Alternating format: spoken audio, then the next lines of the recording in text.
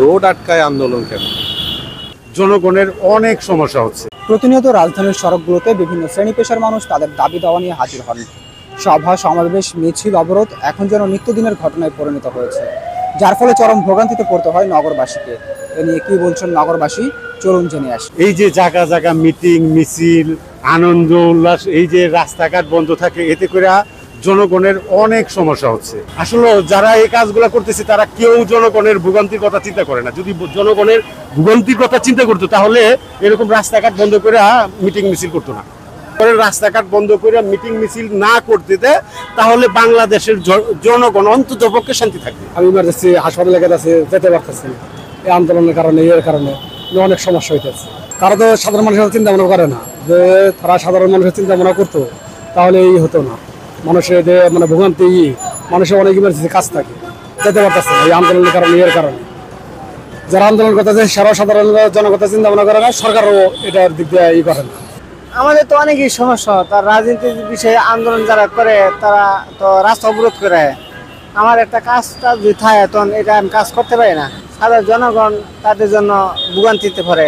এই শাহবাগ এলাকাতে প্রতিনিয়তই আপনার সভা সমাবেশ হয়। এখন আমার একটা ইমার্জেন্সি কাজ আছে, আমি এদিক দিয়ে আসবো, রোড বন্ধ। হসপিটালে যাব, রোড বন্ধ।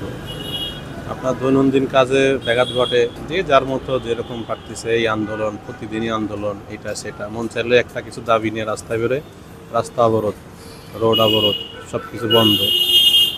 এখন আমি যে রোড দিয়ে যাই না কেন সেই রোডই বন্ধ। এদিক দিয়ে আসবো, এদিক দিয়ে বন্ধ, ওই দিক দিয়ে যাবো, ওই দিক দিয়ে বন্ধ। এদিক দিয়ে আমার ইমার্জেন্সি পেশেন্ট। আন্দোলন হোক, সবারই দাবি দাওয়া থাকতে পারে। রোড আটকায় আন্দোলন কেন? এটা তো নির্দিষ্ট কোনো জায়গা বা অন্য কোথাও আন্দোলন করা যেতে পারে। এখন আপনি যাচ্ছেন, আপনার আটকায়, আমি আমার আন্দোলনের দাবি জানাচ্ছি। এটা আমার মনে হয় না কোনো লজিক। আজকে অন্যের বাবা, সে অসুস্থ, রাস্তায় ট্রাফিক, রাস্তায় জ্যামের কারণে সে যাইতে পারতেছে না হসপিটালে। পেশেন্টটা মারা যায় অবস্থা, একটা আইসিইউর পেশেন্ট। আজকে না হয় অন্য একটা লোকের গেল, অন্য এমন দিন হতে পারে ওই লোকটা তো আমার বাবা হতে পারে। যে এরকম মনে করে আমরা যদি বিষয়টি বিবেচনা করি তাইলে হয়তো সবাই নিজ নিজ জায়গা থেকে আমরা সচেতন হতে পারবো। অবরোধ করে রাস্তাঘাট যদি বন্ধ থাকে তো আমাকে তো সমস্যা অবশ্যই আছে, কারণ যদি রাস্তাঘাট বন্ধ থাকে আমাকে ইনকাম কম। তারপর ধরেন আপনাকে যেমন মেন সড়কগুলো বন্ধ করে দেওয়া হয়, তো ওই জায়গা থেকে দেখা গেছে এদিকে ঢোকা যায় না, পরে ওদিকে চাপপুরা জায়গা, এদিকে থেকে যেমন এই ওই সাইডটা যদি বন্ধ করে দেয়, মানে মেন সড়কটা যদি মুখটা যদি বন্ধ করে দেওয়া হয় তাহলে তো আর এদিকে ঢোকা হয় না বা কোনো গাড়ি চলাচল করতে পারে না। সমাবেশের কারণে ওই যে রুট গাড়িতে যাইতে পারতেছি না, চলাফেরা যাতায়াত সমস্যা হচ্ছে।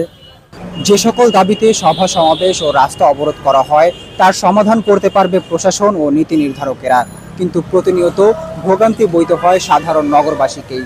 যানজট ও অবরোধে চলে যায় জীবনের মূল্যবান সময়। মোহাম্মদ আলিফ মিয়া, দৈনিক করতোয়া।